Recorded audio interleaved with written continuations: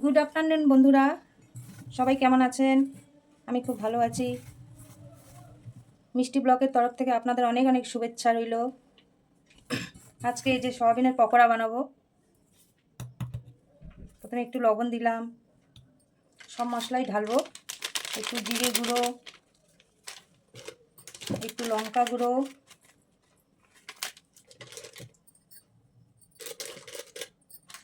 একটু মিট মশলা, একটু গরম মশলা, কালো মরিচের গুঁড়ো শেষ হয়ে গেছে। একটু কর্নফ্লাওয়ার দিব,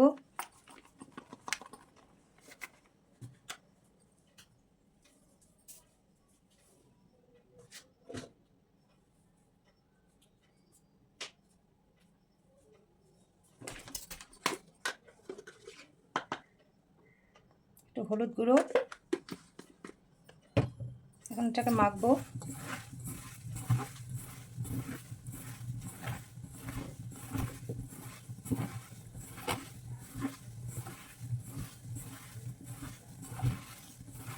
এটা এমনিও পকোড়াও ভালো লাগে, আবার তার সঙ্গে যদি আলু দিয়ে মাখা মাখা করা যায় তবুও ভালো লাগবে।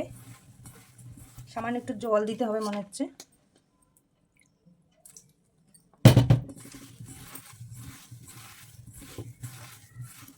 আর একটু কর্নফ্লাওয়ার মেশাবো।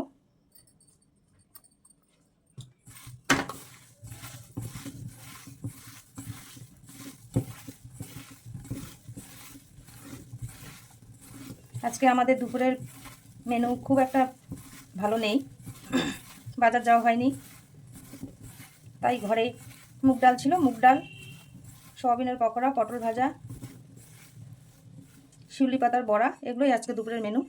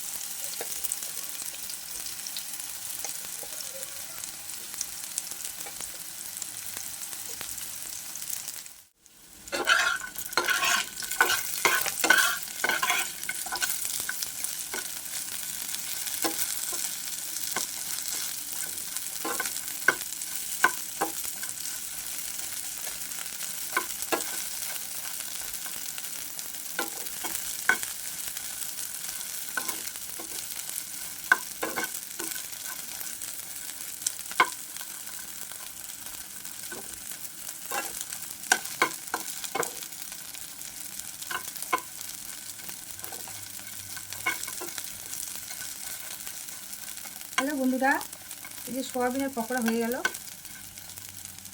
আজকে দুপুরের মেনু মুগ ডাল, পটল ভাজা, সয়াবিন পকোড়া আর শিউলি পাতার বড়া। এর উপরে পকোড়া আপনারা ভাজবেন, খুব ভালো লাগে সয়াবিনটা খেতে। এমনি সয়াবিন ভাজা অতটা ভালো লাগে না, কিন্তু এই সমস্ত দিয়ে যখন মশলা, কর্নফ্লাওয়ার সব কিছু দিয়ে মেখে যখন পকোড়া করবেন না, খুব টেস্টি হয়।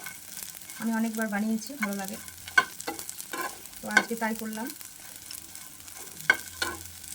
আপনারা ভালো থাকবেন, সুস্থ থাকবেন, এই কামনাই করি। আমার পাশে থাকবেন।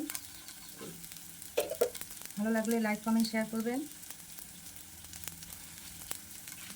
মিষ্টি ব্লকের তরফ থেকে অনেক অনেক শুভেচ্ছা জানাচ্ছি। যদি আপনাদের সব কিছু ভালো লেগে থাকে তাহলে আমার চ্যানেলটা সাবস্ক্রাইব করে দেবেন। আজকে এই পর্যন্তই। এই যে বন্ধুরা, আমাদের খাবার রেডি হয়ে গেল। আজকে তেমন কিছু মেনু নেই, মুগ ডাল, সয়াবিনের পকোড়া, পটল ভাজা, আলু সিদ্ধ, এগুলোই দুপুরের মেনু। আজকে বাজার যাওয়া হয়নি। আপনারা ভালো থাকবেন, সুস্থ থাকবেন, পাশে থাকবেন। ভালো লাগলে লাইক, কমেন্ট করবেন, চ্যানেলটি সাবস্ক্রাইব করবেন। ওকে, টাটা, বাই বাই।